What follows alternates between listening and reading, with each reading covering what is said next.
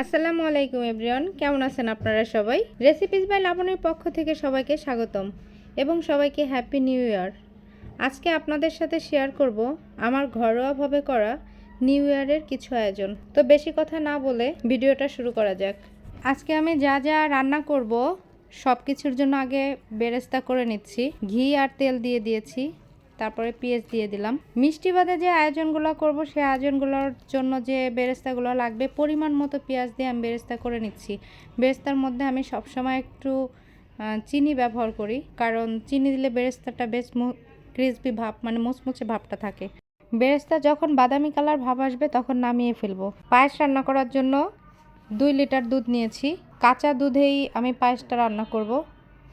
2 থেকে 3 মুষ্টি চাল দিয়ে দিলাম, যেটা 2 থেকে 3 মুঠো বলতে পারি আমরা। চাল দিয়ে এখন দারচিনি, তেজপাতা আর হচ্ছে হালকা একটু লবণ। কেউ লবণ নাও দিতে পারেন, কারণ সবাই তো আর লবণ ব্যবহার করে না।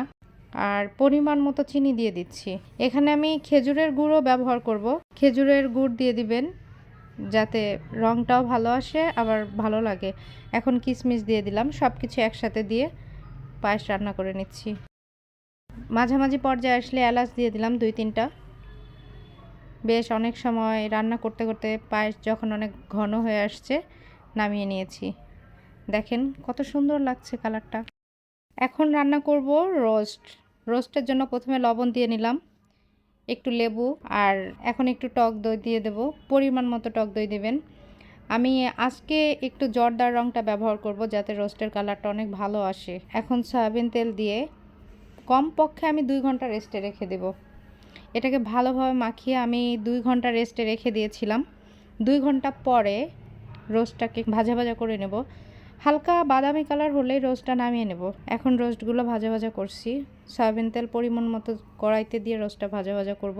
দেখেন রোস্ট কত সুন্দর ভাজা ভাজা হচ্ছে। এটাকে 2-1 বার উল্টিয়ে দিয়ে নামিয়ে নেব। এভাবে অনেকক্ষণ রেস্টে রেখে দিলে রোস্ট অনেক ভালো হয়। রোস্ট রান্না চলে আসছি। তেজপাতা, এলাচ, দারচিনি, এখন সয়াবিন তেল দিচ্ছি।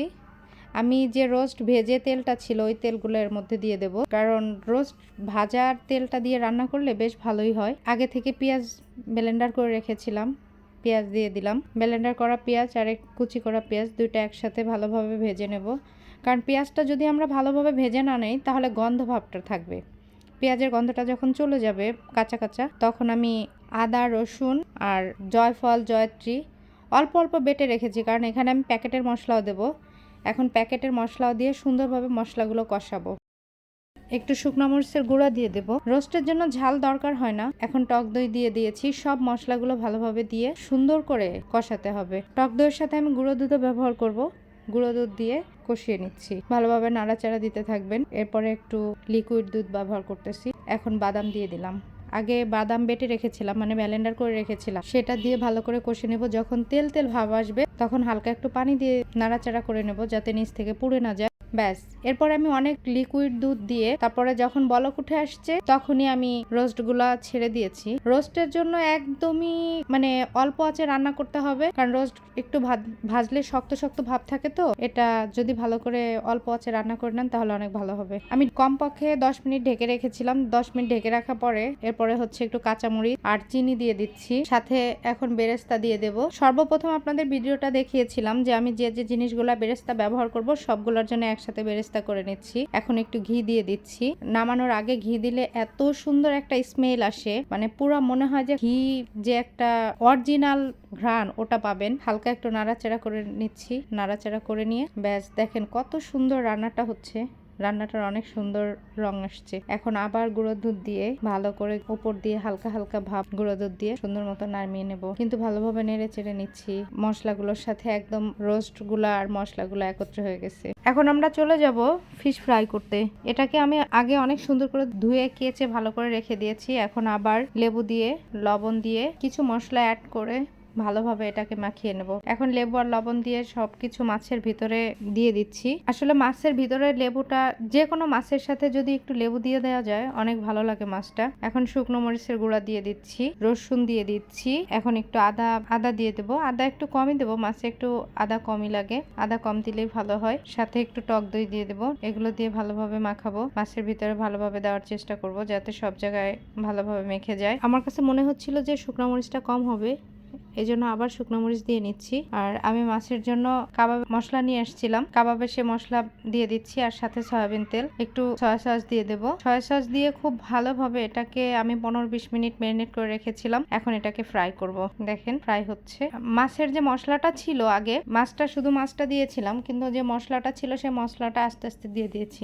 একদম অল্প আছে, আরো 15-20 মিনিট এটাকে ভালোভাবে ভেজে নেব, এরপর নামিয়ে নেব। এখন গরুর গোশত রান্নার প্রস্তুতি দিয়ে নিচ্ছি। মাংসটাকে আমি ভালোভাবে ধুয়ে রেখেছিলাম। এখন এখানে কমপক্ষে 2 কেজির মতো গরুর গোশত আছে। দারচিনি, এলাচ, তেজপাতা, পেঁয়াজ কুচি, বেরেস্তা, জিরা, রসুন, আদা, লবণ, হলুদ গুঁড়ো, শুকনো মরিচ গুঁড়ো, কাঁচামরিচ, টক দই, সয়াবিন তেল, বেরেস্তা ভেজে রেখেছিলাম আমি, সেই তেল এখন দিয়ে দিচ্ছি। একটু সরিষার তেল দিয়ে দেব। আমি গোশত রান্নার সময় সবসময় সরিষার তেল আর সয়াবিন তেল দুইটা একসাথে মিক্সড করে রান্না করি। এখন এটাকে খুব ভালোভাবে মাখিয়ে কমপক্ষে আমি কতক্ষণ 3 ঘন্টা হবে রেস্টে রেখেছিলাম। 3 ঘন্টা পরে গরু গোশতটা রান্না করব। একটু তেল দিয়ে নিয়েছি কড়াইয়ে, এখন গোশতটা ঢেলে দিচ্ছি। সর্বপ্রথমে মিডিয়াম আঁচ না, মিডিয়ামের চেয়ে একটু বেশি সুন্দর করে আমি গোশতটাকে কষিয়ে নিয়েছিলাম।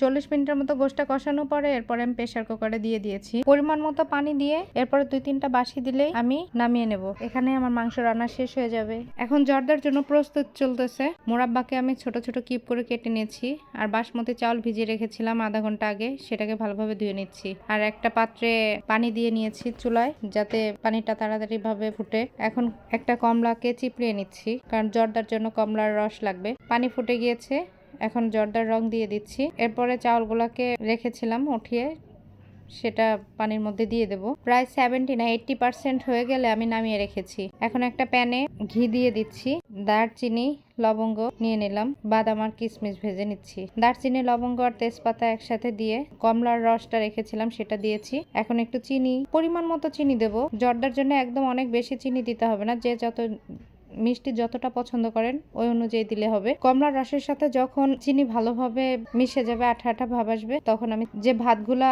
রেখেছিলাম সিদ্ধ করে রেখেছিলাম ওটা এখন দিয়ে দেব। দিয়ে বেশ অনেকক্ষণ আমি অল্প আছে রান্না করে নিয়েছি। বেশ কিছুক্ষণ পরে ভেজে রাখা কিশমিশ, বাদাম এগুলো দিয়ে দিয়েছি। এরপরে মোরাব্বা কিউব করে কেটে রেখেছিলাম সেটা দিয়ে দিচ্ছি। এখন গুঁড়ো দুধ দিয়ে দেবো। গুঁড়ো দুধটা একটু বেশি দিলে ভালো লাগে, এই জন্য একটু বেশি করে গুঁড়ো দুধ দিয়ে দেবো। গুঁড়ো দুধ দিয়ে নেড়ে চেড়ে এখন মিষ্টি রেখেছিলাম সেই মিষ্টিগুলো দিয়ে দেবো। ব্যাস, জর্দা হয়ে গেল। এখন পোলাও রান্না করব। পাতিলটা একটু গরম হলেই তেল দিয়েছি, ঘি দিয়েছি, অবশ্যই সয়াবিন তেল দিয়েছি। এরপরে পেঁয়াজ কুচি দিয়েছি, তেজপাতা দিয়েছি, এলাচ দিয়েছি, দারচিনি দিয়ে দিয়েছি। এখন একটু নাড়াচাড়া করে নেব।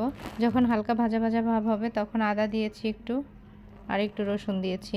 যখন এটা লাল লাল ভাব আসছে তখনই আমি পোলাও চাউলগুলো ধুয়ে রেখেছিলাম সেটা দিয়ে দিচ্ছি। পোলাও চাউলগুলো অল্প হালকা আছে নাড়াচাড়া করে নেব বেশ অনেকক্ষণ। এরপর একটু লবণ দিয়েছি, পরিমাণ অনুযায়ী পানি দেব।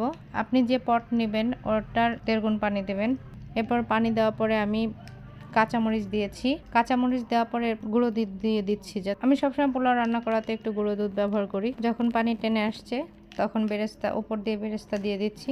বেরেস্তা দিয়ে 10-15 মিনিট চুলার উপর রেখে দেবো। এই তো আমার পোলাও রান্না শেষ। অনেকেই ভাবছেন যে এখানে রান্না করার সবকিছু দেখানো হচ্ছে, কিন্তু সেই ফিশ ফ্রাইটা কোথায় গেল? আসলে আমার বাসায় বড় বড় 2টা আন্ডা বাচ্চা আছে, তারা নামানোর সাথে সাথে সব খেয়ে ফেলেছে। দুঃখিত, আপনাদের আমি ওইটা দেখাইতে পারতেছি না। তারা খুব দুষ্ট, তাদের জন্য কোনো ভিডিওই করতে পারি না আমি। আজকের ভিডিওটা এই পর্যন্তই।